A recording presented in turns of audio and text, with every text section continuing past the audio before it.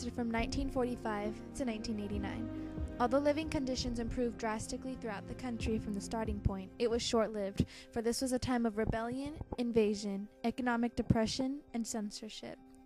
Poland became a democratic republic after the close of World War I. This is when they changed from kings to the rule of presidency. This is also when Poland became a much more free country. However, World War II commenced with the Nazi German invasion of Poland. Russians also invaded Poland at the time. Stalin's purpose was to have Poland become a new addition to the Soviet Union. Towards the end of the war, he won the battle for Poland by defeating the situated Nazi Germans in the country. As a result of this, Stalin set up a new communist government to rule Poland, and this triggered the beginning of communism. During this time, the Polish government was exiled in London. A few years after Stalin's control of Poland, the PZPR, which stands for the Polish United Workers' Party, were in complete control of the country. The leader of this regime was Bolesław Bierut. All ideas were good. These are good democratic ideas. So that was the ideas of communism, but then it was the reality of Stalinism, which was to control it was the terrible power over the people and tyranny, and he had such a big power that was scary.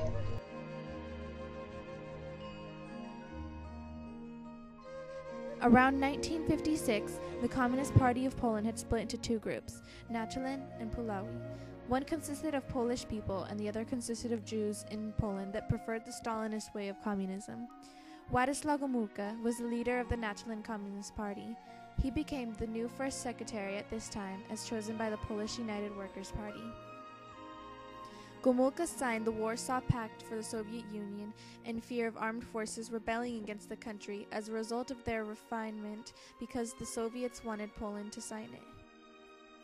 Although Gomułka's rule in Poland was quite favorable throughout the communist regime, he lost his popularity as a result of heavy repression on any subjects involving anti-communism.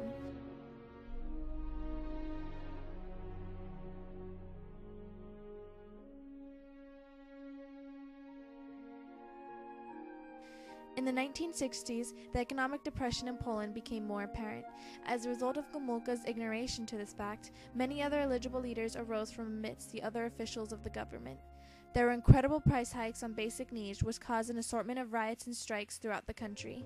As a result, the government deemed it best to send soldiers to shoot the rioters. Gomułka resigned and Edward Jarek took his place as the new secretary.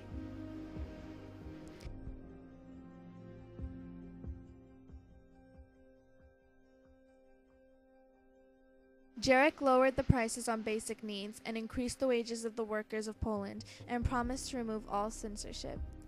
His goal was to improve the economic stature of the country and to focus more on improving life for the everyday citizens, unlike all the previous rulers. In 1975, wages had risen by around 40% and farmers had the resources to grow more food and life had grown much better for the general public of Poland. However, this all changed in 1973 as a result of the world oil shock. Foreign debt rose, and there was a decline in Polish exports internationally. Prices were hiked up again, just as before, on all the basic goods, as was forced to, and there was nothing Jarek could do to prevent it, for there was no money as a result of a large debt. In 1978, John Paul II became elected the Pope. He peacefully laid out the idea of an alternative government to communism, to prevent future problems that had been caused by the regime in the past. There was another desperate need for a price hike, and so there was. Around this time, there was a huge strike led around the Baltic coast of Poland. This strike was led by Lech Walesa, who was a common citizen of Poland. As a result of this most powerful strike, the power of the Polish United Workers' Party was demolished. The Gdańsk Agreement was signed, which proclaimed that there was no longer censorship. Free trade unions were approved, no work on the weekend, minimum wage hikes, better welfare and pensions, and less party control of private industry. This was the beginning of the idea of solidarity. Solidarity was developed by Lech Walesa himself. It was very accepted, for around a quarter of the population had joined the Solidarity Union just barely 1 year after it was introduced. In 1980, Stanislaw Kania took the new place as secretary of the Communist Party. However, although Kania desired to make many reforms to the regime, there was not much that he could do.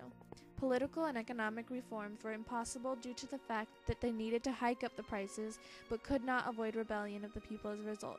However, they couldn't revive the political standards without the Soviet Union's disagreement.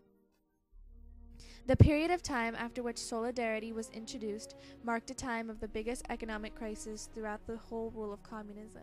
You couldn't go to store and buy anything. You have to have these stamps. And the stamps you could get only when you worked.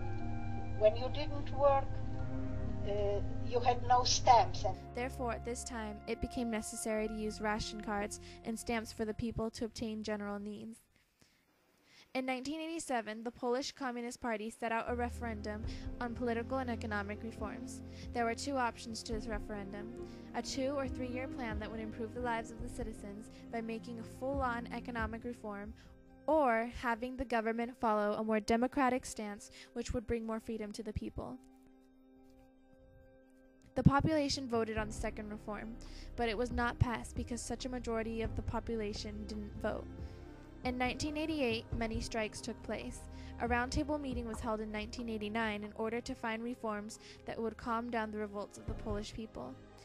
On August 19th, General Jawulski asked a reporter, who was also a solidarity activist, to form a government. This government very swiftly took over. Poland, after 40 years, had the first government led by non-communists. It's like to be, even if you feel that you are a child, you are a prisoner. You are not allowed to do what you want. You were not allowed to go abroad. Not everybody was granted a passport to go abroad.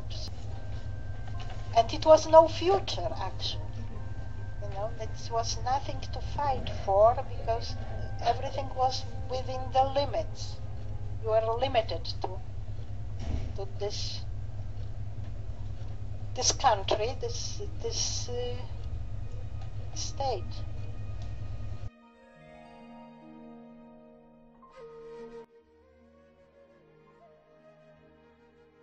In 1990, and the majority vote was in favor of a government under solidarity. After this, Lech Walesa was assigned the new leader of Poland.